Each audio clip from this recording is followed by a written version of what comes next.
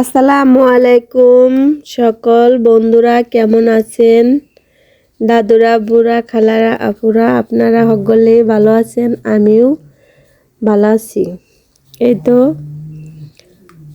আপনাদের গ্রামীণ ভিডিও নিয়ে কিন্তু হাজির। দু একদিন ব্যস্ততার কারণে ভিডিও দিতে পারি নাই, তার জন্য সরি। যে বন্ধুরা ভিডিও দেখো অবশ্যই দেখবে এবং লাইক করবে। দেখো, আমাদের এখন ধান কাটা চলছে। গ্রামের মানুষ আমরা গৃহস্থালি করে খাই, সব ধরনের কাজ করতে হয়। ধানগুলা কিন্তু খুবই সুন্দর হয়েছে, এবারের ফলন খুবই সুন্দর, খুবই ভালো হয়েছে। তোমাদেরকে একটু আপনাদেরকে দেখিয়ে দিলাম। এই তো দেখেন, খুবই সুন্দর কিন্তু গ্রামের প্রকৃতি, দেখতে ভালোই লাগে।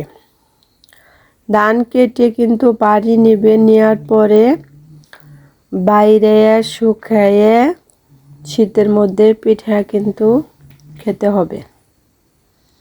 আমাদের এই ধানগুলা আরও আগে আসতো, এখন একটু ঝামেলার কারণে পরে হয়েছে। এখানটায় কিন্তু পানি চলে আসে, পানি যাওয়ার পরে ক্ষেতরা রোয়া হয়। আর ওই দিকটায় কিন্তু আমাদের যারা কাজ করতেছে তাদেরকে একটু দেখিয়ে দিলাম। ওনারা বলতেছে, ভাবি কিসের ভিডিও করতেছেন? আমি একটু বলে দিলাম যে আপনাদেরকে সিআইডির কাছে দেব। তাই নাকি? আমি বললাম, জি ভাইয়া, আপনাদের সাথে মশকরা করা হলো।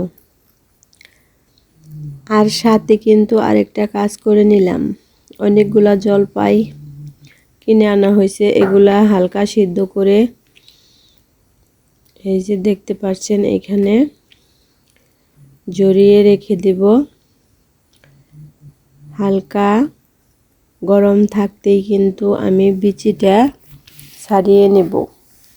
ছাড়িয়ে নিয়ে রোদে শুকিয়ে দিয়ে রাখবো আচার করার জন্য।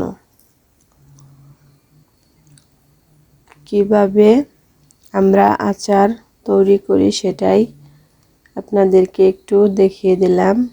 এই যে অনেকগুলা জলপাই, কিন্তু অনেক বড় বড়, হাতে গরম লাগবে বলে এই যে চামিচ দিয়ে কিন্তু আমি সবগুলা জলপাই এরকম করে মেখে নিলাম। এখন ভিতরের বিচিগুলা ছাড়িয়ে নিতেছি। সবগুলা বিচি কিন্তু রেখে দেওয়া যাবে না, তার জন্য অর্ধেকটি ফেলে দেব আর অর্ধেকটি বিচি রেখে দেব আচারের মধ্যে।